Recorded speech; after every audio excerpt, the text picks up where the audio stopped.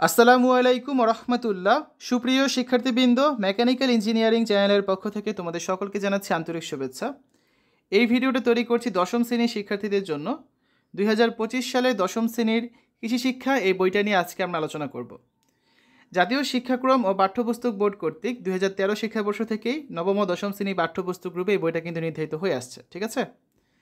তো এই বইটা 2 বছরে পড়ানো হয়। তোমরা যেহেতু 1 বছর সময় পাচ্ছ পড়ার জন্য, কারণ 2026 সালে তোমাদের কিন্তু এই বইয়ের উপর একটা এসএসসি পরীক্ষা দিতে হবে।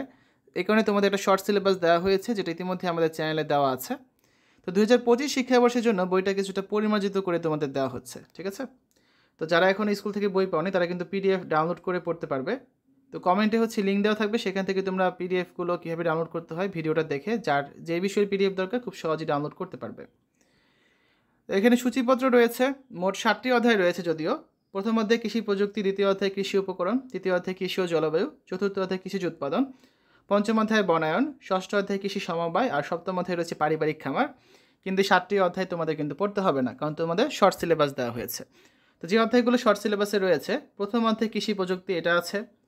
দ্বিতীয় অধ্যায় কৃষি উপকরণ, এটাও রয়েছে। তারপর যদি আমরা দেখি শর্ট সিলেবাসটা, চতুর্থ অধ্যায় কৃষিজ উৎপাদন, এটা রয়েছে, তবে আংশিক আংশিক বলতে এখানে রয়েছে পরিচ্ছেদ 1, 3, 5, 6 এবং 8, ঠিক আছে? আর আরেকটি অধ্যায় আছে, সেটা হচ্ছে অধ্যায় 5 বনায়ন। এখান থেকেও আংশিক রয়েছে। এখান থেকে যে পরিচ্ছেদগুলো পড়তে হবে, পরিচ্ছেদ 1, 2, 4 এবং 5। তো এই হচ্ছে আর কি তোমাদের শর্ট সিলেবাস। তো আমরা যদি একটা অধ্যায় দেখি, যেমন প্রথম অধ্যায়ে রয়েছে কৃষি প্রযুক্তি। প্রথমেই সম্পর্কিত কিছু আলোচনা রয়েছে 4-5 লাইনের, তারপর একটা ছবি দেওয়া আছে।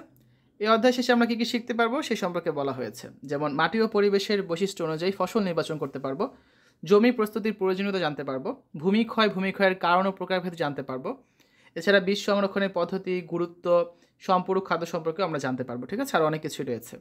তো অধ্যায়গুলো কয়েকটি পরিচ্ছেদ বা পাঠের সমন্বয়ে তৈরি করা। যেমন প্রথম পরিচ্ছেদে রয়েছে ফসল নির্বাচন। এখানে মাটি ও পরিবেশের বৈশিষ্ট্য অনুযায়ী বিভিন্ন ধরনের ফসল নির্বাচন সম্পর্কে বেশ কিছু আইডিয়া দেওয়া হয়েছে। এভাবে করে অনেকগুলো পরিচ্ছেদের সমন্বয়ে একটা অধ্যায় তৈরি করা হয়েছে। অধ্যায় শেষে গিয়ে রয়েছে অনুশীলনী, যার মধ্যে প্রথমেই রয়েছে বহু নির্বাচনী প্রশ্ন এবং তারপরে একটা বা দুইটা করে সৃজনশীল প্রশ্ন থাকবে।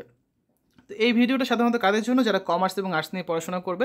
তবে যারা বিজ্ঞান বিভাগ নিয়েছো বা সায়েন্স নিয়েছো, তারাও কিন্তু চাইলে চতুর্থ বিষয় হিসেবে উচ্চতর গণিত বা জীববিজ্ঞানের পরিবর্তে এই বইটা পড়তে পারো, ঠিক আছে? তো যারা এখনও পিডিএফ ডাউনলোড করোনি, কমেন্টে দেওয়া লিঙ্ক থেকে পিডিএফ ডাউনলোড করতে পারবে।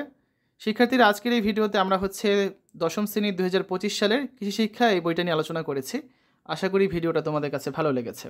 আমাদের চ্যানেলের অন্যান্য ভিডিওগুলো দেখার আমন্ত্রণ জানিয়ে আজ এখানে বিদায় নিচ্ছি। আল্লাহ হাফেজ।